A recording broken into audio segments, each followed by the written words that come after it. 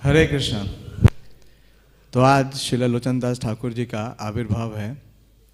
तो उनके आविर्भाव पे श्री प्रभुपाद जी का बहुत ही प्रिय भजन है। वो भजन के बिना श्री लोचन दास ठाकुर के जीवन चरित्र के बारे में चर्चा नहीं हो सकती। तो जरूर गाएंगे। प्रभुपाद जी को बहुत प्रिय है श्री लोचन दास ठाकुर जी का भजन। और प्रभुपाद जी अपने एक तात्पर्य में बोलते हैं, जब जितने भी देवतागण हैं वो ब्रह्मा जी के पास गए और निवेदन करते हैं कि वो भगवान से प्रार्थना करना चाहते हैं। तो भगवान को प्रार्थना तो वो कर रहे हैं, लेकिन उन्होंने भगवान को देखा नहीं। तो प्रभुपाद जी बहुत विशेष बात लिखते हैं 8वां स्कंद 5वां अध्याय और 25वें उस श्लोक में, कि प्रभुपाद जी कहते हैं कि दो प्रार्थनाएं बहुत महत्वपूर्ण हैं। श्री कृष्ण चैतन्य प्रभु दया करो मोरे, जो श्री नरोत्तम दास ठाकुर ने लिखी है, और हरे कृष्ण महामंत्र। और प्रभुपाद जी इन तीन आचार्यों का नाम लिखते हैं, श्री लोचन दास ठाकुर, श्री नरोत्तम दास ठाकुर और श्री भक्ति विनोद ठाकुर। और बोलते हैं कि इनके जो गीत हैं, जो भजन हैं, वो काफ़ी हैं भगवान को प्रसन्न करने के लिए। और प्रभुपाद जी लिखते हैं कि हम हालांकि भगवान को नहीं देख सकते, और प्रभुपाद जी ये लिखते हैं कि देखना उतना महत्वपूर्ण नहीं है जितना उनको जो इन आचार्यों के जो ग्रंथ हैं या गीत हैं उनके माध्यम से उनका गुणगान करना। तो आज प्रभुपाद जी का ये प्रिय भजन उसे गाएंगे और फिर श्री लोचन दास ठाकुर जी के जीवन चरित्र से चर्चा करेंगे। श्री श्री राधा पार्थ सारथी भगवान की जय, श्री श्री सीताराम लक्ष्मण हनुमान की जय, श्री श्री निताई गौर सुंदर की जय। 8 बजे का डिफॉल्ट सेटिंग अभी चेंज नहीं हुआ मुझे ध्यान नहीं था कि 7:45 की क्लास है। परम करुणा पाओ दुई जन, निताई गौरा चंद्र।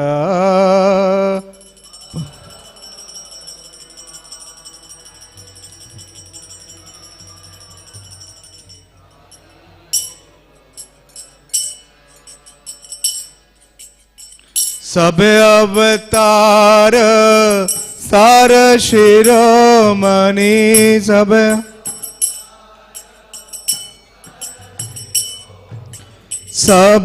अवतार सार शिरोमणि।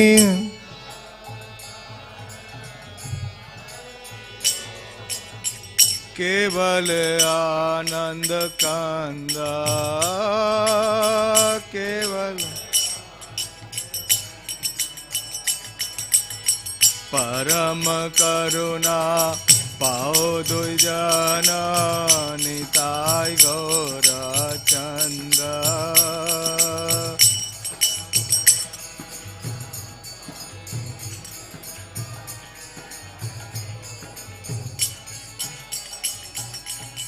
भजो भजो भाई चैतन्य निताय, सुदृढ़ विश्वास कोरी।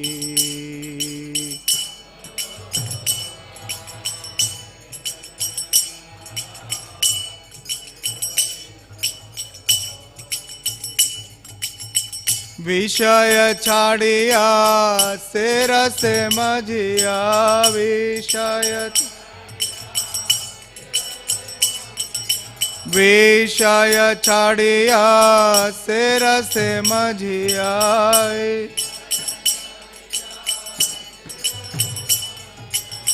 मुखे बोलो हरि हरि, मुखे परम करुणा पाओ दुई जन, निताई गौरा चंद्र।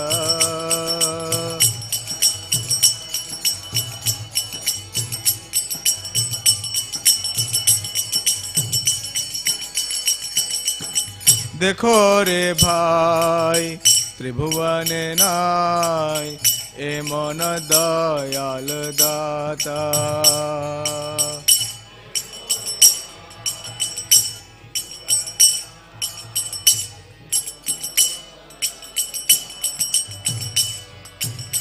पशु पाखी झूरे पाषाण विद रे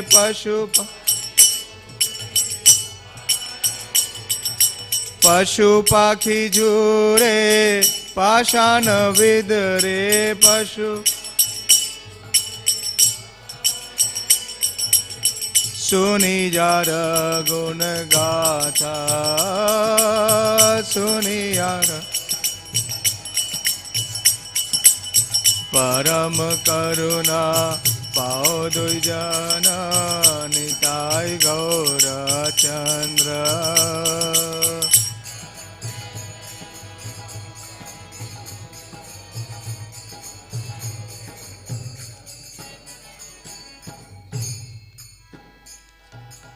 संसार माझिया रोहिलो पड़िया से पद नाहिलो आशा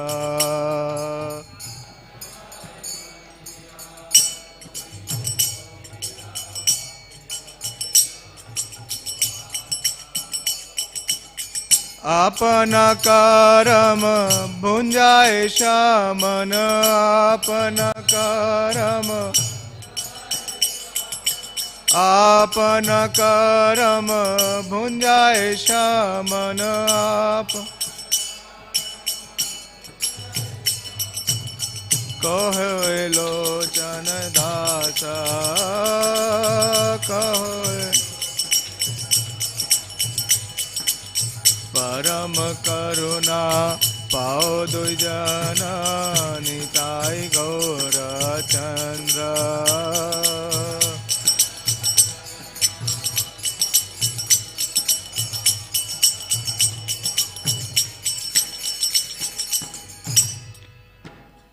श्रीलोचन दास ठाकुर आविर्भाव तिथि महामहोत्सव की जय। श्रील प्रभुपाद की जय। जयो जयो श्री चैतन्य जयो नित्यानंद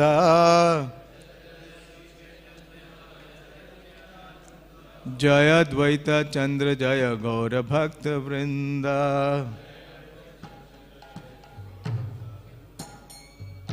जयो जयो श्री चैतन्य जयो नित्यानंद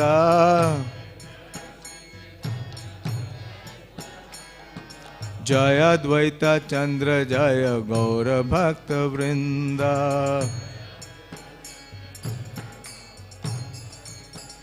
जयो जयो श्री चैतन्य जयो नित्यानंद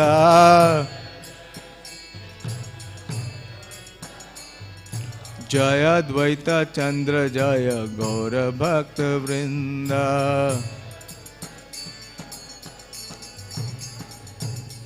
हरे कृष्ण। श्री लोचन दास ठाकुर इनके जीवन चरित्र पे कोई भी प्यार नहीं मिली, ना तो चैतन्य चरितामृत में और ना ही चैतन्य भागवत में। हाँ? इतने विरक्त वैष्णव हैं। महाप्रभु के पूरा जीवन चरित्र की इन्होंने रचना की चैतन्य मंगल नामक ग्रंथ में, लेकिन इनके ऊपर कोई प्यार नहीं है। बहुत विशेष जीवन चरित्र है इनका। जैसा हम जानते हैं कि चैतन्य महाप्रभु का जो जीवन चरित्र है उसे विशेष रूप से 3 आचार्यों ने प्रस्तुत किया है।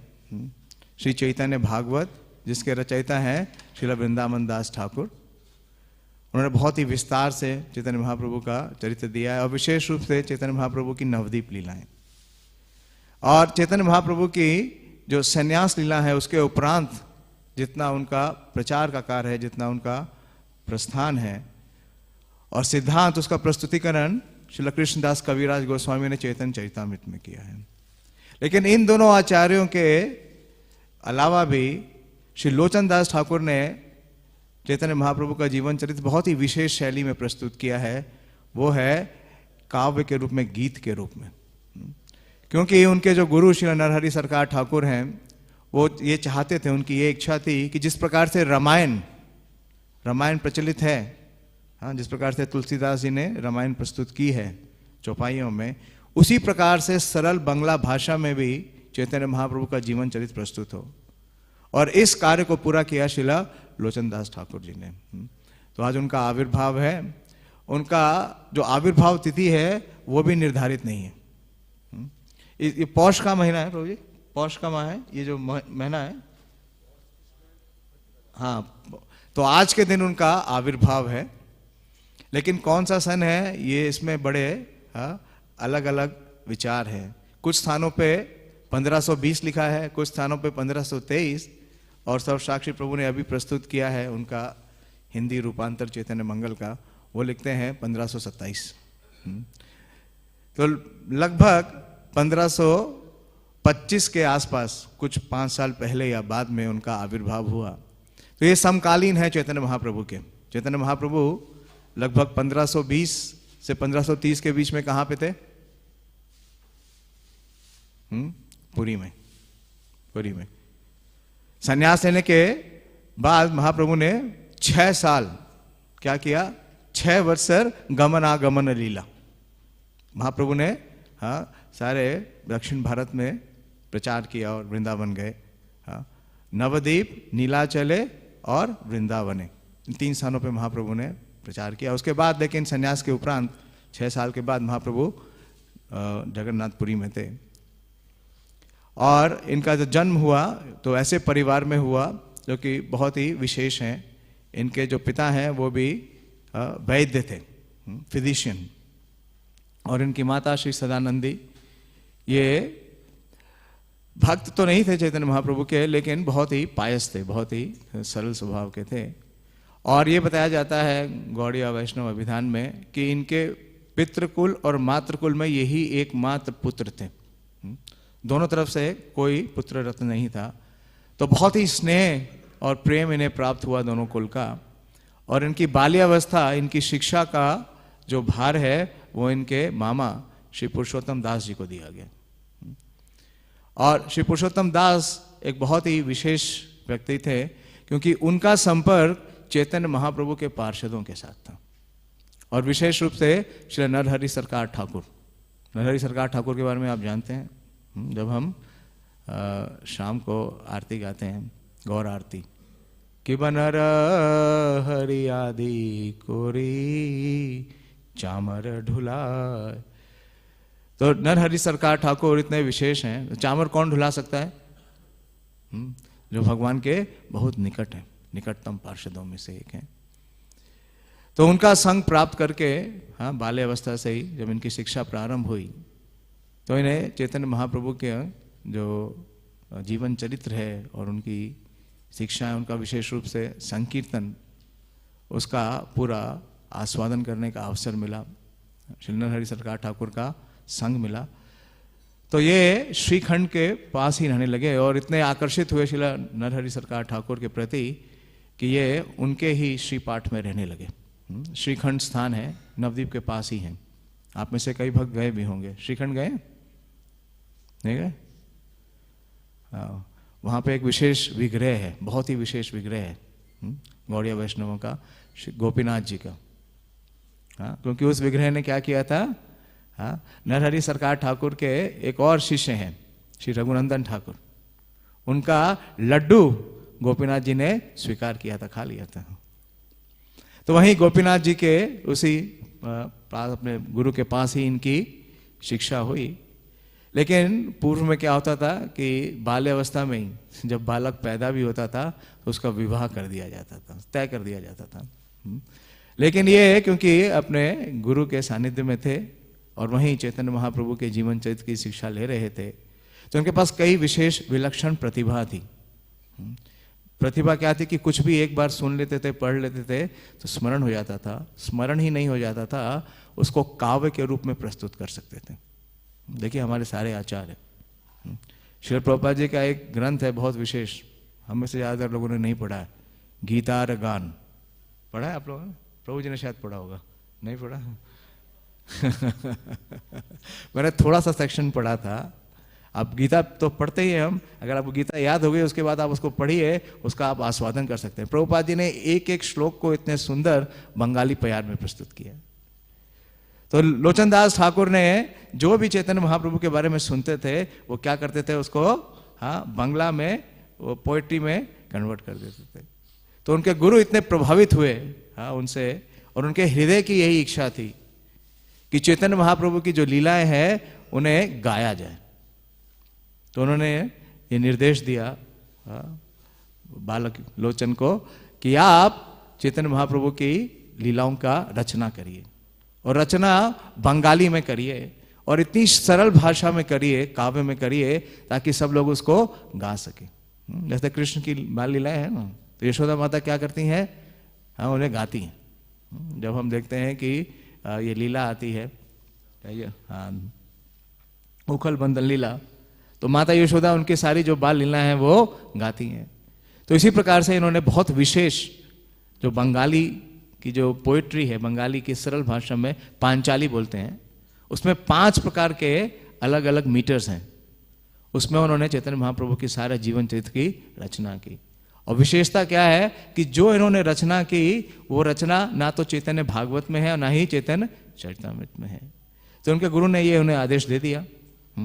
और इनके पूर्व इनका विवाह तो हो गया था, विवाह मतलब तय हो गया था कि किसके साथ हो गया, लेकिन ये तो भूल गए। हाँ, तो इतने विरक्त हैं ये, अपने माता पिता को भी भूल गए, हाँ अपने उस गांव को भी भूल गए। इनका जो जन्म का जो स्थान है उसे बोला जाता है कि वो कोग्राम है, बर्धमान जिले में आता है कोग्राम। और ये कंटक ग्राम के पास है। कंटक ग्राम कौन सा है, कठुआ, कठुआ को बोलते हैं कंटक ग्राम। क्यों, क्योंकि वहां पे महाप्रभु ने संन्यास ली।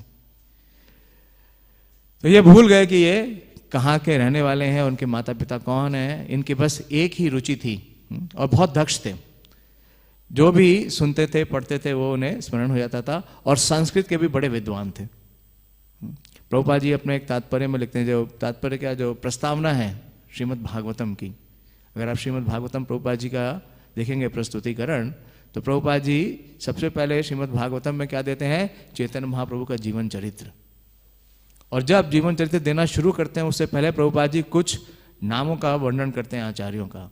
पहला नाम वो लिखते हैं श्रीला वृंदावन दास ठाकुर का, और दूसरा नाम लिखते हैं श्रीला लोचन दास ठाकुर का। और इसी परंपरा में और आचार्यों के नाम लिखते हैं, श्रीला कृष्णदास कविराज गोस्वामी, 6 गोस्वामियों के नाम लिखते हैं।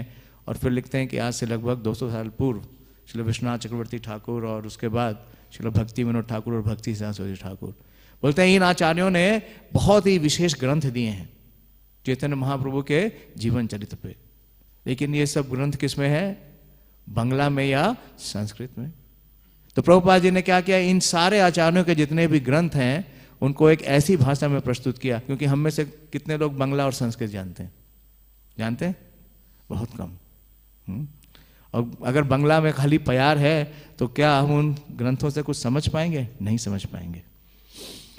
तो प्रभुपाद जी कहते हैं कि अगर इन आचार्यों के जो लेखन कार्य है उसे सही प्रकार से इसे प्रस्तुत किया जाए सरल भाषा में जिसे साधारण लोग समझ सकते हैं, तो ये पूरा विश्व चैतन्य महाप्रभु के प्रेम से अप्लावित हो जाएगा। ये कार्य श्रील प्रभुपाद जी ने किया। प्रभुपाद जी ने जो चैतन्य महाप्रभु का जो प्रेम है, गौरवाणी प्रचारिणी, गौरवाणी क्या है, नमो महावदान्याय कृष्णा प्रेम प्रदायते, कृष्णाय कृष्ण चैतन्याय नामने गौर त्वेषे नमः। तो इस प्रकार से श्री लोचन दास ठाकुर का बहुत विशेष योगदान है। उन्होंने जो ये प्रस्तुतिकरण किया है ये रसात्मक का शास्त्र है। अगर हम देखें तीनों आचार्यों का परस्पर तो बहुत विशेष है। श्री लोचन दास ठाकुर का जो जीवन चरित्र और उनका विशेष रूप से किस प्रकार से संबंध है श्रील वृंदावन दास ठाकुर से। तो जब ये रचना करने लगे, अपने गुरु की आज्ञा का पालन करने लगे, और जब इनकी रचना कुछ आगे बढ़ी, इन्होंने जो ये शास्त्र प्रस्तुत किया है श्री चैतन्य मंगल, इसके 4 खंड हैं। पहला है ग्रंथारंभ या सूत्रखंड, सूत्रखंड है पहला। उसके 2 विभाग हैं। पहला है कि प्रार्थना मंगलाचरण, और दूसरा है ग्रंथारंभ। तो पहला जो बुक है वो है सूत्रखंड, और उसके बाद जो दूसरा है वो है आदिखंड। आदिखंड तो हम जानते हैं, आदि लीला है, आदिखंड भी है चैतन्य भागवत का। और उसके बाद उन्होंने प्रस्तुत किया मध्य खंड, और अंत में है शेष खंड। तो 4 विभाग हैं इनके इस ग्रंथ के। तो जब इन्होंने सूत्रखंड का संकलन कर लिया, उसमें लगभग 1100 प्यार हैं। तो इनके गुरु श्री नरहरि सरकार ठाकुर को पता चला कि श्रीला वृंदावन दास ठाकुर ने तो पहले ही चैतन्य महाप्रभु का जीवन चरित्र का वर्णन कर दिया है, ये ग्रंथ का लेखन कार्य कर दिया है। क्योंकि आज से 500 वर्ष पूर्व क्या नहीं था, मोबाइल फोन नहीं था, कम्युनिकेशन नहीं था, व्हाट्सएप नहीं था, पता नहीं चला कि किसको कि देश के एक विभाग में क्या हो रहा है, एक शहर में क्या हो रहा है, दूसरे शहर में।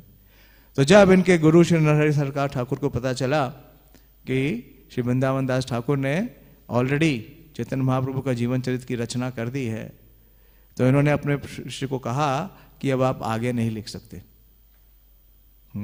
देखिए, गुरु ने पहले आज्ञा दी कि लिखो, वो सब कुछ भूल करके लिखने लगे, और जब लिखने लगे तो बोले कि अब आप लिख नहीं सकते।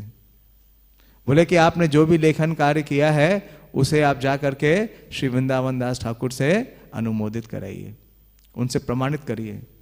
अगर वो आपको आज्ञा देंगे तभी आप लेखन कार्य आगे कर सकते हैं, वरना आपका लेखन कार्य बंद। तो ये बहुत विशेष इनके जीवन चरित्र से हम देखते हैं, तीनों ही आचार्यों से, श्री कविराज गोस्वामी से भी और श्री लोचन दास ठाकुर से, कि किस प्रकार से पूर्ववर्ती आचार्यों का प्रति उनकी निष्ठा है और श्रद्धा है। तो अपने गुरु की आज्ञा लेकर के ये जाते हैं, कहाँ से, श्रीखंड से, और मामगाची।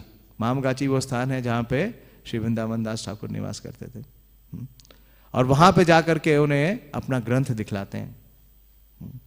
और जैसे ही उनसे मिलते हैं, ग्रंथ देखते हैं, तो ग्रंथ की जो प्रति थी, जो मूल प्रति थी, वो स्वयं लेके गए थे, और उस मूल प्रति को खोलते हैं और देखते हैं श्री वृंदावन दास ठाकुर। तो उनकी जो मंगलाचरण है उसमें एक बहुत सुंदर प्रार्थना है, जिसमें ये श्री नित्यानंद प्रभु का गुणगान करते हैं। और वो जैसे ही वो प्यार पढ़ते हैं तो श्री वृंदावन दास ठाकुर बहुत ही प्रसन्न होते हैं। अभिन्न चैतन्य तनु ठाकुर अवधूत, बोलिए, अभिन्न चैतन्य तनु ठाकुर अवधूत, श्री नित्यानंद वंदे रोहिणी रसूत। रोहिणी रसूत, रोहिणी रसूत कौन है? बलराम जी।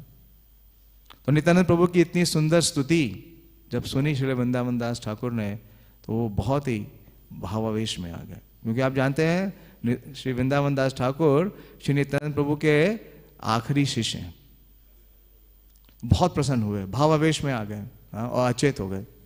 अचेत होकर गिर गए तो लोचन दास ठाकुर डर गए उन्हें लगा कि कुछ गड़बड़ कर दिया मैंने। हाँ, लेकिन जब वो अपनी चेतना में आते हैं तो उनका आलिंगन करते हैं और उनके ग्रंथ को पढ़ने लगते हैं। तो आगे वो पढ़ते हैं, जो ग्रंथ आरंभ है, सुंदर प्यार है। मुझे सर्वसाक्षी प्रभु की पुस्तक से मिली, पूरी तो पुस्तक नहीं पढ़ सकता इतनी जल्दी, लेकिन कल से पढ़ रहा हूँ। तो एक और बहुत विशेष प्यार है जिसमें वो भगवान के प्राकट के बारे में लिखते हैं कि किस प्रकार से चैतन्य महाप्रभु का प्राकट हुआ है। तो बड़ा विवरण दिया है, पूरा जो ग्रंथ आरंभ है उन्होंने पूरा बताया कि ये ग्रंथ कैसे शुरू हुआ उनके गुरु की कृपा के अनुसार, और उनका जो सोर्स है इस ग्रंथ का वो है श्री मुरारी गुप्त जी का एक साहित्य जिसका नाम है श्री कृष्ण चैतन्य चरित काव्य। और कैसे सीखा उन्होंने ये भी बताया कि महाप्रभु के एक पार्षद हैं, बहुत विशेष पार्षद, श्री दामोदर पंडित। जानते हैं 4 विशेष पार्षद जो चैतन्य महाप्रभु के साथ संन्यास के लिए गए। हाँ, कहाँ से? शांतिपुर से पुरी। उसमें एक श्री दामोदर पंडित हैं। और दामोदर पंडित जी की एक बहुत विशेषता है, जानते हैं क्या? कि वो जो भी बात है उसे बड़े ही स्पष्टता से और सरलता से स्पष्ट बता देते हैं। उन्होंने चैतन्य महाप्रभु को भी एक बार कहा कि आप इस बालक के साथ मत खेला करो पुरी में। एक छोटा बालक था जो चैतन्य महाप्रभु के पास आता था, और महाप्रभु उससे बड़ा स्नेह दिखाते थे। तो दामोदर पंडित जी ने कहा, क्योंकि आप संन्यास आश्रम में हैं और इसकी जो माता है वो युवती है और विधवा है, तो आपके चरित्र पे दाग आ जाएगा, इसलिए आप इस बालक को अपने पास मत आने दीजिए। तो जब ये सुना चैतन्य महाप्रभु ने, तो चैतन्य महाप्रभु बहुत प्रसन्न हुए। और क्योंकि महाप्रभु संन्यास ले चुके थे और नवदीप में सची माता और विष्णुप्रिया देवी अकेले थी, तो उन्होंने वहां से भेज दिया दामोदर पंडित जी को कि आप जाइए और उनकी सुरक्षा करिए, क्योंकि अगर दामोदर पंडित पास है तो कोई और फटकेगा नहीं। ऐसा नहीं सोचा चाहिए कि उन्हें पनिशमेंट दिया। ज़्यादातर हम सोचते हैं कि पनिशमेंट दिया, लेकिन एक भक्त बहुत अच्छा बता रहे थे, वही बता रहे थे क्योंकि उनकी सुरक्षा का कार्यभार उन्होंने दामोदर पंडित जी को। तो दामोदर पंडित जी नवद्वीप में थे और लोचनदास ठाकुर ने उनसे सुना तो ये चैतन्य चरितामृत काव्य, और उन्हें स्मरण हो गया और उन्होंने रचना करनी शुरू की, और रचना लेकर के वो पहुंचे श्री वृंदावन दास ठाकुर के पास। तो पहला तो उन्होंने स्तुति सुनी जो नित्यानंद प्रभु की है, तो बहुत प्रसन्न हुए, और आगे उन्होंने देखा कि किस प्रकार से भगवान के प्राकट्य के बारे में सुंदर प्रस्तुतिकरण किया है। आनंद आनंद गुण मंगल मंगल सुनी, नहीं लेट हो जाएगा, टाइम थोड़ा सा है, मैक्सिमम 8:45 बजे तक का टाइम है, काफी कुछ कवर करना है दोहराएंगे नहीं। वृंदावन धन प्रकाश सकल भुवन पति जन्मे लाभिषिति, आनंद बोली लाई लोचन दास। तो आनंद आनंद गुण मंगल मंगल सुनी, तो बता रहे हैं कि वृंदावन का जो धन है, आनंद धन, नंद के आनंद भयो जय कन्हैया लाल की, जो वो जो धन है आनंद धन, उसका अब क्या हो रहा है, प्रकाश हो रहा है। और कहाँ हो रहा है, वृंदावन में नहीं हो रहा है, कहाँ हो रहा है, नवद्वीप में। तो आनंद आनंद गुण मंगल मंगल सुनी, और जो भी सुनेगा उसे क्या प्राप्त हो जाएगा, उसका जीवन मंगल में हो जाएगा। हाँ? तो सकल भुवनपति जन्म लाभे शिति, आनंद बोलीला यही लोचन दास। तो इस प्रकार से इस विशेष चेतना में, इस भाव में वो एक ग्रंथ लिख रहे थे। तो देखिए इसका प्रभाव क्या हुआ कि जब नारायणी देवी भी वहां पे उपस्थित थी, जो श्रील वृंदावन दास ठाकुर जी की माता श्री हैं, तो श्रील वृंदावन दास ठाकुर ने अपने ग्रंथ का नाम जो कि चैतन्य मंगल था हटा दिया, और श्री लोचन दास ठाकुर के इस रचना का नाम दिया चैतन्य मंगल। तो कई बार ये भ्रांति है कि बाद में नाम चेंज हुआ, ऐसा नहीं है। प्रभुपाद जी अपने तात्पर्य में लिखते हैं, आदि लीला का एक तात्पर्य है प्रभुपाद जी का, मेरे ख्याल से 834 में श्रील प्रभुपाद जी स्वयं लिखते हैं कि वृंदावन दास ठाकुर ने स्वयं नाम चेंज किया अपने ग्रंथ का, उसका नाम किया चैतन्य मंगल से चैतन्य भागवत, और लोचन दास ठाकुर के इस ग्रंथ का नाम दिया चैतन्य मंगल। और इसमें बहुत विशेषता भी है, क्योंकि जो चैतन्य भागवत है, अगर आप चैतन्य भागवत का अध्ययन करेंगे, चैतन्य भागवत का अब शायद हिंदी रूपांतर भी हो रहा है, मुझे बता रहे थे, कल ही मिले थे मुझे, कल मैं वृंदावन में था, तो सर साक्षी प्रभु से बात हो रही थी, उन्हें मोहन रूपा प्रभु ने विशेष प्रेरणा दी कि चैतन्य भागवत का हिंदी में वो प्रस्तुतिकरण करें, और वो कर रहे हैं। बोल रहे मुझे 3 साल लगेंगे, क्योंकि इतनी सारे प्यारे। श्री लोचन दास ठाकुर की भी 11,000 प्यारे हैं, छोटा ग्रंथ नहीं है। कितनी है, 11,000 प्यारे हैं। तीनों ग्रंथों में आप देखिए समानता है। चैतन्य भागवत में भी लगभग 11,000 प्यारे हैं, चैतन्य चरितामृत में 11,555 है, और चैतन्य मंगल में भी लगभग 11,000 है। तो जो चैतन्य भागवत है वो तो वास्तव में मूल ग्रंथ है। और अपने मंगलाचरण में ये श्री वृंदावन दास ठाकुर को भी प्रणाम करते हैं, लिखते हैं, साक्षी प्रभु ने प्रस्तुतिकरण में दिया है, वंदी बे श्री वृंदावन दास एक चित्ते जगत मोहिते यार भागवत गीते। कि वृंदावन दास ठाकुर जो है वो क्या है, वो आदि व्यास है, और उन्होंने जो चरित्र लिखा है श्री चैतन्य महाप्रभु का, उससे पूरा जगत क्या हो रहा है, मोहित हो रहा है, चैतन्य महाप्रभु के प्रति आकर्षित हो रहा है। तो अपने सूत्रखंड में इसका वो प्रस्तुतिकरण दे रहे हैं। और श्री कविराज गोस्वामी भी इतनी महिमा लिखते हैं श्री वृंदावन दास ठाकुर की, वो बोलते हैं, ओड़े मूड़ लोको सुनो चैतन्य मंगल, चैतन्य महिमा याते जानी बे सकल। तो चैतन्य मंगल की चर्चा कर रहे हैं, लेकिन चैतन्य मंगल वास्तव में क्या थी, पहले चैतन्य भागवत है। अब तो वृंदावन दास ठाकुर की इतनी स्तुति कर रहे हैं, और देखिए आचार्यों के बीच में क्या विशेष प्रेम है। वृंदावन दास ठाकुर से बहुत जूनियर हैं श्री लोचन दास ठाकुर, और उनके ग्रंथ का संकलन करने के बाद लोचन दास ठाकुर ने शुरुआत की।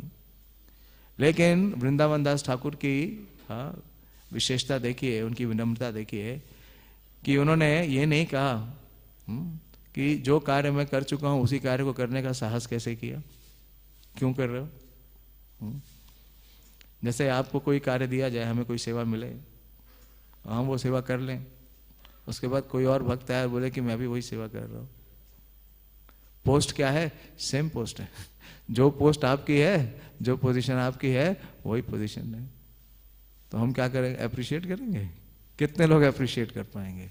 बहुत मुश्किल। वृंदावन दास ठाकुर ने अपना जो ग्रंथ है उसका नाम चेंज कर दिया और उनके ग्रंथ का जो नाम था वो श्री लोचन दास ठाकुर के ग्रंथ को दे दिया और उन्हें बहुत आशीर्वाद दिया, नारायणी देवी से मिलाया। तो फिर लोचन दास ठाकुर वापस आ गए। श्रीखंड के पास एक स्थान है, एक वृक्ष है जहाँ पे गंगा का प्रवाह है, उसके निकट ही वो सारी रचना करते हैं। तो फिर वो आगे लिखते हैं, तो चैतन्य महाप्रभु की संन्यास लीला के बारे में लिखते हैं और संन्यास लीला का बहुत ही विशेष प्रस्तुतिकरण है। कुछ उसके अंश मैं आपको प्रस्तुत करने का प्रयास करता हूँ कि जब संन्यास ले रहे थे चैतन्य महाप्रभु, तो उस समय शची माता और जो उनकी भार्या हैं विष्णुप्रिया देवी, दोनों बहुत ही विलाप कर रही थी। विशेष रूप से सची माता तो बहुत विलाप कर रही थी। सुनेंगे, कुछ प्यार है, प्रस्तुत करता हूँ। अरे निमाई निमाई आमर ना छाड़ी है मोरे, तुम वाही के हो नाही सकल संसारे। तो चैतन्य महाप्रभु के जब सन्यास के बारे में सुना, निमाई के बारे में, तो माता बोलने लगी, हे मेरे निमाई, मुझे छोड़कर मत जाओ, क्योंकि आपके बिना इस जगत में मेरा कोई अन्य नहीं है। क्योंकि महाप्रभु के पूर्व श्री जगन्नाथ मिश्र और उनके बड़े भाई श्री विश्वरूप दोनों ही जा चुके थे। श्री जगन्नाथ मिश्र तो इस धराधाम से ही चले गए, क्योंकि विश्वरूप ने पहले संन्यास लिया, जो चैतन्य महाप्रभु के अग्रज हैं, बड़े भाई हैं, और उनके विलाप में श्री जगन्नाथ मिश्र ने अपना शरीर त्याग दिया। श्री राधा पार साथी भगवान की जय, ललिता विशाखा की जय, सीताराम लक्ष्मण भगवान की जय, गौर निताई की जय। तो इस प्रकार से विलाप करने लगी और बोलने लगी, उन्मति पगली शची बेड़ा चौधी के, यार देखे तारे पूछे सब नवदीपे। तो एक उन्मत्त पागल स्त्री के समान शची देवी चारों ओर दौड़ने लगी और नवदीप में अपने पुत्र के सन्यास के बारे में पूछने लगी। हाँ, तो इस प्रकार से वो बहुत विलाप करने लगी, बोलने लगी, तुम्ही मात्र पुत्र मोरा देह एक आखी, तोरे न देखिला सब अंधकार में देखी। सची माता ने कहा, हे विश्वंभर, तुम मेरे एकमात्र पुत्र हो, तुम मेरे शरीर के एकमात्र नेत्र हो, और अगर मैं आपको नहीं देख सकूंगी तो पूरा जगत मेरे लिए अंधकार होगा। तो इस प्रकार से कई प्रकार से विलाप करने लगी और ये बोलने लगी कि अगर आप संन्यास ले लोगे, मुझे छोड़ दोगे, मुझे त्याग दोगे, तो मैं विष खा के मर जाऊंगी। आपकी विरह की अग्नि इतनी विशेष है कि उस अग्नि के सामने ये अग्नि कुछ नहीं है, मैं इस अग्नि में प्रवेश कर जाऊंगी, मैं गंगा में डूब जाऊंगी।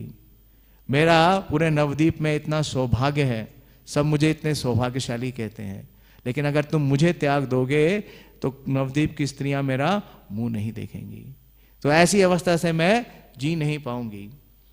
इस प्रकार से माता बहुत विलाप करती हैं और देखिए किस प्रकार से चैतन्य महाप्रभु उन्हें सांत्वना देते हैं। सांत्वना ही नहीं देते हैं, उन्हें पूरी तरह कन्विंस कर देते हैं। हाँ, चैतन्य महाप्रभु बोलते हैं कि माता, ये बड़ा विशेष है कि आपके कुल में कोई भगवान की भक्ति के लिए कार्य कर रहा है। बोलती हैं, माताएं तो सब बनती हैं, हाँ, पशु योनियों में भी माता है। कुलम पवित्रम जननी कृतार्थ, वसुंधरा स वसतिश्च धन्या, स्वर्गे स्थितस्तत्र पितरोऽपि धन्या, यस्य सुतो वैष्णवा नाम लोके। तो बोलते हैं कुल का पवित्रीकरण हो जाएगा, पूरा कुल पवित्र हो जाएगा, और आपकी जो कोख है जननी कृतार्थ, आपका कोख भी कृतार्थ हो जाएगी। क्यों? क्योंकि वसुंधरा, इस धराधाम पे आपने क्या किया है, एक वैष्णव को जन्म लिया है। और बोलते हैं कि अगर आपके जो पुत्र हैं वो वैष्णव नहीं बने, भगवान के भक्त नहीं बने, तो उसी प्रकार से है जिस प्रकार से एक सुकरी कई पुत्रों को ये जन्म देती है। तो इस प्रकार से बताने लगे और बोले कि अगर आपको पुत्र का इतना स्नेह है तो पुत्र के स्नेह में होगा क्या? अगर पुत्र घर में रहेगा तो क्या करेगा, वो पाप के द्वारा धन अर्जित करेगा, वो स्वयं पाप को खाएगा और अपने माता पिता को भी उस पाप का भक्षण कराएगा, तो वो तो नरक में जाएगा ही और अपने माता पिता को भी नरक में ले जाएगा। और फिर वो बताने लगे कि आप देखिए ध्रुव की जो माता है सुनीति के बारे में बताया कि किस प्रकार से सुनीति देवी ने अपने 5 वर्षीय बालक पुत्र ध्रुव को कहाँ भेजा, वन में। बहुत विशेष है, अगर आप प्रभुपाद जी के तात्पर्य भी पढ़ेंगे तो प्रसंग, तो प्रभुपाद जी लिखते हैं कि सुनीति देवी की देखिए कितनी विशेष भगवान के प्रति अगाध श्रद्धा है कि उन्होंने अपने 5 वर्षीय बालक को वन में भेज दिया। तो इस प्रकार से उन्हें पूरी तरीके से आश्वस्त किया। और जब ये प्रचार कैसे करना चाहिए अपने माता पिता को, क्योंकि जब भी कोई भक्त किसी परिवार से ब्रह्मचारी बनता है तो माता पिता बहुत विलाप करते हैं। उसी प्रकार से जिस प्रकार से चैतन्य महाप्रभु संन्यास ले रहे थे, तो माता पिता को कैसे कन्विंस करना चाहिए, ये चैतन्य महाप्रभु स्वयं ये बता रहे हैं क्या तथ्य है। और लोचनदास ठाकुर जी इसका बहुत सुंदर प्रस्तुतिकरण कर रहे हैं। तो इस प्रकार से उन्हें कन्विंस किया, इतनी कन्विंस हो गई सची देवी कि बोली कि निमाई तुम्हारे साथ मैं भी संन्यास लूंगी मैं भी अपना हेड शेव करूंगी और ये जो वस्त्र है तुम्हारे, जो ये केसरिया वस्त्र है ये धारण करूंगी और तुम्हारे साथ नगर नगर घूम करके कृष्ण का प्रचार करूंगी। तो बहुत सुंदर इसका पूरा बहुत विवरण है, बहुत लंबा विवरण है। तो एक बाधा तो पार कर ली महाप्रभु ने, किसको कन्विंस कर लिया, सची देवी को। लेकिन उसके बाद दूसरी बड़ी विशेष बाधा थी, वो थी श्री विष्णु प्रिया देवी। तो विष्णु प्रिया देवी भी बहुत विलाप कर रही थी। तो बहुत सुंदर प्रस्तुतिकरण है, विशेष रूप से ये प्रस्तुतिकरण बहुत ही मार्मिक है, बहुत ही हृदय को स्पर्श करने वाला है। और इसका जब प्रस्तुतिकरण किया श्री लोचनदास ठाकुर, तो देखिए तो लोचनदास ठाकुर ने कब प्रस्तुतिकरण किया, उस समय चैतन्य महाप्रभु अंतर्ध्यान हो चुके थे और उसकी रचना श्री मुरारी गुप्त ने अपने काव्य में नहीं की थी। तो क्या हुआ, ये निस्फुरित हो रही थी। इसलिए प्रभुपाद जी बोलते हैं हमेशा कि कोई भी शास्त्र को कौन प्रस्तुत कर सकता है, वही प्रस्तुत कर सकता है जो कि प्रामाणिक है। जिसे गुरु शिष्य परंपरा में आने का अवसर मिला, उसके गुरु ने अगर आदेश दिया, गीत है ना, गौरंगेरा नहीं स्फुरित होती है, मतलब लीला स्फुरित होती है। गौरांगे गुणेरा निधि, तारे लीला स्फुरित ग्रंथ, एक गौरंगा गुणिते झूरे तारे लीला स्फुरिते, ऐसे है, ऐसा रचना है श्री नरोत्तमदास ठाकुर का, कि अगर आप चैतन्य महाप्रभु के गुणों का वास्तव में श्रवण कर रहे हैं या गान कर रहे हैं तो चैतन्य महाप्रभु की लीला क्या होती है, स्फुरित होती है। तो ये जब स्फूर्ति हुई लोचनदास ठाकुर का, उन्होंने इतना विशेष इसका विवरण किया, तो उनके गुरु को प्रस्तुत किया श्रीला नरहरि सरकार ठाकुर को। जब उन्होंने ये पढ़ा तो बोले कि इसका सूत्र क्या है, किस आधार पे आपने लिखा। इसलिए प्रभुपाद जी ने हमेशा क्या कहा कि बुक्स आर दी बेसिस, लेकिन ये उस काव्य में तो था नहीं, मुरारी गुप्त के काव्य में। तो उन्होंने कहा कि आप इसको प्रस्तुत नहीं कर सकते जब तक कि इसको प्रमाणिक ना किया जाए। तो प्रमाणिक कौन करेगा, चैतन्य महाप्रभु तो थे नहीं, चले गए। तो उन्होंने दोबारा से भेजा श्री लोचनदास ठाकुर को वृंदावन दास ठाकुर के पास और कहा कि उनसे प्रमाणिक करा के लाइए, तभी आप इसको प्रस्तुत कर सकते हैं, वरना आप इसे प्रस्तुत नहीं करते। दोबारा जाते हैं लोचनदास ठाकुर वृंदावन दास ठाकुर के पास, और वृंदावन दास ठाकुर उस विलाप का जो विवरण है उसको प्रस्तुत करते हैं अपनी माता श्री नारायणी देवी को।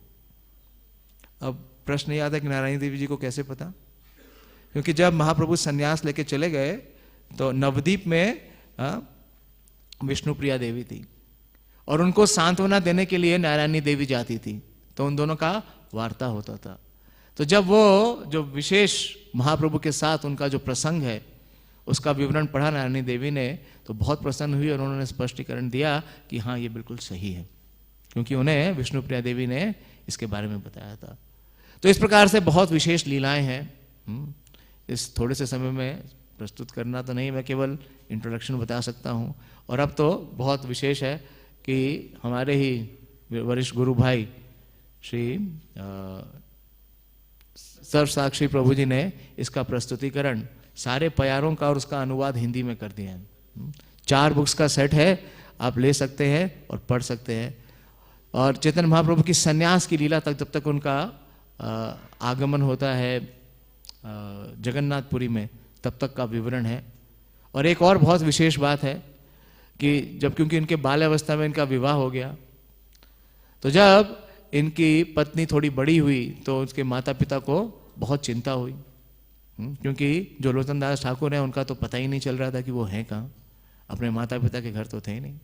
तो उन्हें खोजने के लिए उन्होंने एक ब्राह्मण को नियोजित किया, और वो ब्राह्मण पता लगाते हैं कि लोचनदास कहाँ रहते हैं, अपने गुरु के श्रीपाठ में, आश्रम में। तो वो ब्राह्मण बहुत समझदार था, वो श्री नरहरि सरकार के पास जाते हैं और उन्हें बोलते हैं कि आप तो एक महान वैष्णव हैं, आप क्या करते हैं, हमेशा धर्म की रक्षा करते हैं। तो देखिए जो आपका शिष्य है लोचन, उसकी भी एक धर्म पत्नी है और उसने अपनी धर्म पत्नी को त्याग दिया, तो आप ही न्याय करिए कि क्या करना चाहिए। तो जब नरहरि सरकार को पता चला तो उन्होंने बुलाया और पूछा कि अरे लोचन, क्या तुम्हारा कभी विवाह भी हुआ था? गुरु शिष्य दोनों भूले हुए थे और उन्हें विवश करते हैं कि आप जाओ। तो लोचनदास ठाकुर जाना तो नहीं चाहते थे, उनके हृदय में तो एक ही अभिलाषा थी कि गुरु की जो आज्ञा है उसका वो पालन करें और चैतन्य मंगल का रचना करें। तो जब उनके गुरुदेव ने उन्हें विवश किया तो उन्होंने कहा कि मैं इस ग्रस्त जीवन में नहीं फंसना चाहता। तो लोचनदास ठाकुर को बताया नरहरि सरकार ठाकुर ने कि आप चिंता मत करो, आप जाओ, चैतन्य महाप्रभु स्वयं आपकी रक्षा करेंगे। तो ब्राह्मण के साथ तो नहीं जाते हैं, उन्हें तो भेज देते हैं और बोलते हैं मैं कुछ दिनों के बाद आऊँगा। तो कुछ दिनों के बाद वो अपने गुरु के श्रीपाठ से जाते हैं और उस गांव में जाते हैं जहाँ उनका विवाह हुआ था बाल्यावस्था में। वो सब भूल गए थे, तो क्योंकि पैदल चल के गए तो थक गए, पहले कोई सवारी तो थी नहीं जाने की। तो जब गांव के पास पहुंचे तो वहीं गांव पे एक कुआं था, तो वहाँ पे एक युवती थी, उससे वो जल मांगते हैं और उस युवती को माता जी कह के संबोधित करते हैं कि माता जी क्या मुझे थोड़ा जल मिलेगा। तो युवती उन्हें जल देती है, तो थकान मिटा करके पानी पी के जब प्यास बुझ जाती है तो उसी युवती से वो पूछते हैं कि ये जो व्यक्ति हैं इस गांव के, इनका पता बता सकती हैं आप? तो वो व्यक्ति के बारे में जो लोचनदास ठाकुर पूछते हैं वो उसी युवती के पिता हैं। तो इस प्रकार से वो अपने ससुराल पहुंचते हैं और जब ससुराल में पहुंचते हैं तो युवती जब उनके सामने आती हैं तो बोलते हैं कि ये आपकी पत्नी है। तो उनके मुंह से क्या निकलता है, माता जी ये तो वही युवती है जिसने मुझे जल पिलाया था और स्थान बताया था। तो कहने का अभिप्राय यह है कि उन्होंने कभी भी उन्हें अपनी पत्नी को पत्नी के रूप में नहीं देखा, हमेशा माता जी के रूप में देखा। और वो भी इतनी विशेष युवती थी माता जी कि वो बोलती हैं लोचनदास ठाकुर से, प्रार्थना करती हैं कि आप मुझे त्यागे मत, मैं आपको किसी भी प्रकार से कोई बाधा नहीं दूंगी। और मैं सुन रहा था हिज होलीनेस वैष्णव महाराज से, उन्होंने कहा कि जब लोचनदास ठाकुर रचना करते थे तो वो भी प्रशिक्षित थी, वो इनको हेल्प करती थी हर प्रकार से, उनकी सहायता करती थी ग्रंथ की रचना करने में। तो ऐसा विशेष जीवन चरित्र है और बहुत सुंदर इन्होंने भजन लिखे हैं। चैतन्य महाप्रभु के ऊपर भी लिखा है और निताय गुण मणि अमार भी लिखा है। तो कई प्रभुपाद जी के उनके भजन बहुत प्रस्तुत है। विशेष बात यह है, ये देखना इनके जीवन चरित्र से जो हमें शिक्षा मिलती है कि किस प्रकार से गुरु के प्रति पूर्ण समर्पित है। गुरु ने जब निर्देश दिया तो वो क्या था, इनका लाइफ एंड सोल, उसी कार्य में लग गए, बाकी सारे संसार को भूल गए। प्रभुपाद जी अपने एक तात्पर्य में लिखते हैं, yoga means concentration of the mind detach from all other subject matter. तो पूर्ण डिटैचमेंट, हाँ, वैराग्य विद्या निज भक्ति योगम की जो प्रतिमूर्ति हैं वो है श्री लोचनदास ठाकुर। और किस प्रकार से जो पूर्ववर्ती आचार्य हैं उनके पद चिन्हों पर चल के ही प्रस्तुतिकरण कर रहे हैं, कुछ नया प्रस्तुत नहीं कर रहे हैं और उनकी अनुमति के बिना कुछ भी नहीं कर रहे हैं। तो ये हम देख सकते हैं। और विशेष रूप से श्रील प्रभुपाद जी के साथ इनका विशेष संबंध है, क्योंकि अपने सूत्र खंड में जब कृष्ण के प्राकट्य के बारे में लिखते हैं तो वो श्रील प्रभुपाद जी के बारे में भी लिखते हैं। वो लिखते हैं महाप्रभु जब आएंगे तो महाप्रभु जी का जो कीर्तन है, संकीर्तन आंदोलन, वो पूरे विश्व में फैलेगा। और विश्व में कैसे फैलेगा इसके बारे में भी अपने सूत्रखंड में श्रील लोचनदास ठाकुर ने आज से 500 वर्ष पूर्व ही ये घोषणा कर दी। वो बोलते हैं कि जो लोग इस भारत भूमि को छोड़ के भाग जाएंगे, दूसरे स्थानों पर चले जाएंगे, तो उन्हें महाप्रभु का प्रेम देने के लिए महाप्रभु के एक सेनापति भक्त आएंगे। कैसे? यदि पापी छाड़े धर्म दूरे देशे आए, मोर सेनापति भक्त याई बे तथाए। तो मेरा एक सेनापति भक्त आएगा, और जिस जिस स्थानों पे ये सारे भगोड़े गए हैं, क्योंकि सारा विश्व में सारा जो ये जगत है उसका जो इपी सेंटर है वो क्या है? वो भारतवर्ष। इसलिए पहले जितने भी सम्राट होते थे, जो राजा होते थे, वो भारतवर्ष के ही होते थे। परीक्षित महाराज, युधिष्ठिर महाराज। तो जिस स्थानों पे ये सारे लोग जाएंगे वहां मेरा सेनापति भक्त जाएगा और मेरा नाम संकीर्तन की जो खड़ग है, खड़ग के द्वारा उनके पापों का नाश करेगा। और ये कार्य श्रील प्रभुपाद जी ने किया। तो लोचनदास ठाकुर द्वारा आज से 500 वर्ष पूर्व ही श्रील प्रभुपाद जी के प्राकट्य के बारे में ये वर्णन कर दिया गया। तो आज उनका आविर्भाव है, तो उनके आविर्भाव दिवस में उनसे यही प्रार्थना करें कि जो उन्होंने ये संकीर्तन आंदोलन के लिए ये चैतन्य महाप्रभु का ग्रंथ दिया और श्रील प्रभुपाद जी के बारे में जो घोषणा की, उसके अनुसार ही हम भी प्रभुपाद जी के पद चिन्हों पे उनकी शिक्षा के अनुसार महाप्रभु के संकीर्तन आंदोलन का विस्तार करने में एक छोटे से यंत्र बन सके।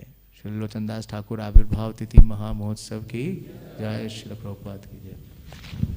हरे कृष्णा। बहुत बहुत धन्यवाद। तो पांडव प्रेम देर से जरूर आए, लेकिन फिर जो है बहुत अच्छी पूर्ति कर दी है। इन्होंने जो है अपनी अनुपस्थिति से जितना कष्ट पहुंचाया, उससे जो है लोचनदास ठाकुर का गुणगान करके वो सब का जो है वो उन्होंने भरपाई पूरा जो है उन्होंने भर दिया, अपना जितनी भी कमी थी सब पूर्ति कर दी। तो लोचनदास ठाकुर के पिता का कितना बड़ा गुण है। उनके पिता का नाम क्या था? कमलाकांत दास। कमलाकांत। उनके पिता का कितना बड़ा गुण, एकमात्र पुत्र उनका, और नरहरि सरकार ठाकुर के अनुगत, उनके अनुगत्य में शास्त्रों का अध्ययन कर रहा है। तो उन्होंने फिर माना कि वो हमारा पुत्र जो है सुरक्षित है और जैसे उनके ही पास है, इतना उन्होंने उनका जो है उनका गुण था, ऐसा कौन पिता कर सकता है। और पिता और पुत्र भी सर्वगुण संपन्न और जो है उनसे दूर रहे। तो उनका बहुत बड़ा गुण था। फिर उन्होंने जो ये बात प्रस्तुत की नरहरि सरकार ठाकुर से कि ये हमारा जो पुत्र है तो उसकी जो पत्नी है वो युवती हो गई है, तो उसकी सुरक्षा की भी जो है आवश्यकता है। अब ये नहीं हो सकता है कि फिर दूसरा विवाह हो, तो वो आजीवन उसको जो है सुरक्षा की आवश्यकता है। और जब युवती होती है जवानी अवस्था में, स्त्री की सुरक्षा पति ही करता है, बचपन की अवस्था में तो पिता करता है। अभी तो वो जवान हो गई है। तो उनका जो है केवल इतना ही आग्रह था कि आप विचार करिए कि उसकी सुरक्षा की आवश्यकता है, तो आप जो उचित हो वैसा करिए।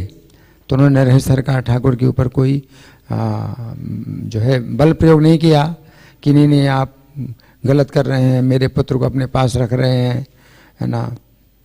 तो उन्होंने जो है पूरा धर्म और अधर्म का निर्णय वो नरहरि सरकार ठाकुर के ऊपर डाल दिया। और नरहरि सरकार ठाकुर ने फिर विचार किया, तो कहा ठीक है, तुम जो है यहाँ से हमारे यहाँ से जाओ अपनी ससुराल और अपनी पत्नी को लेकर के अपने घर जाओ और वहीं पर रहो। तो जैसा प्रभु जी ने बताया कि इनकी इच्छा थी कि गृहस्थ के बंधन में नहीं बंधना चाहते हैं, तो नरहरि सरकार ठाकुर ने कहा कि चैतन्य महाप्रभु तुम्हारी रक्षा करेंगे। अब चैतन्य महाप्रभु ने किस प्रकार से रक्षा की, वो जो है भगवान की अपनी बुद्धि, भगवान की किस प्रकार से जो है करेंगे, भगवान का जो उपाय है वो अचिंत्य है, कोई नहीं जानता। तो भगवान ने ही इस प्रकार से इनकी बुद्धि कर दी कि वो जो इनकी पत्नी थी उसको ना जान करके इन्होंने माता जी शब्द का प्रयोग किया, और माता जी शब्द का प्रयोग किया तो इसके बाद फिर जो है जब ससुराल में गए कि माता जी हैं, तो भगवान की ही ऐसी इच्छा थी कि एक ऐसा कारण बनाए कि गृहस्थ आश्रम में रहते हुए भी ये जो है कैसे रहें, पूर्ण विरक्त रहें। और फिर पत्नी के साथ विरक्त होकर रहना, ब्रह्मचर्य का पालन करना, ये और भी बड़ा गुण है, और भी बड़ा गुण है। तो हम लोग ब्रह्मचारी हैं, ब्रह्मचर्य आश्रम में रहते हैं, तो ब्रह्मचारियों के साथ में सब एक आश्रम ही है, ब्रह्मचारी आश्रम है, तो उसमें रहते हैं, तो इसमें सुरक्षा की बहुत संभावना है। लेकिन कोई व्यक्ति जो है अपनी पत्नी के साथ रहे और अपनी पत्नी भी सुंदर पत्नी और वो भी पूर्ण समर्पित, हर प्रकार से वो जो है सहयोग देने के लिए तैयार, और तो भी कोई व्यक्ति जो है अगर ब्रह्मचर्य का पालन करे पत्नी के साथ, तो वो बहुत बड़ा गुण है। तो लोचन दास ठाकुर का इतना बड़ा गुण है, अपने पत्नी के साथ रहते हुए भी ब्रह्मचर्य का पालन किया। और पत्नी का कितना बड़ा गुण है, पत्नी का भी कितना बड़ा गुण है कि अगर पति जो है ब्रह्मचर्य का पालन करना चाहते हैं तो वो उनके ब्रह्मचर्य में कोई बाधा नहीं डालेगी और उनके साथ में रहे, है ना। तो सबका जो है एक से एक बढ़कर के गुण सभी। नरहरि सरकार ठाकुर का कितना बड़ा गुण, उन्होंने आशीर्वाद दिया, ठीक है तुम जाओ, चिंता मत करो, चैतन्य महाप्रभु रक्षा करेंगे। इनकी उनकी नरहरि सरकार ठाकुर की जो है इतनी मतलब श्रद्धा कि चैतन्य महाप्रभु रक्षा करेंगे, और चैतन्य महाप्रभु ने किस प्रकार से रक्षा की, किस प्रकार से व्यवस्था की, ये सब जो है अगर देखें तो जो है गुण ही गुण दिखाई पड़ते हैं। नरहरि सरकार ठाकुर का कितना गुण है, लोचन दास ठाकुर का कितना गुण है, उनकी पत्नी का कितना गुण है, लोचन दास ठाकुर के पिता का कितना गुण है, सब एक से एक बढ़ कर के जो है गुणवान है, क्योंकि चैतन्य महाप्रभु का ये सब परिवार है। चैतन्य महाप्रभु परिवार में सब जो है मतलब गुण ही गुण दिखाई पड़ते हैं। श्री लोचन दास ठाकुर आविर्भाव तिथि महामहोत्सव की जय, श्रील प्रभुपाद की जय।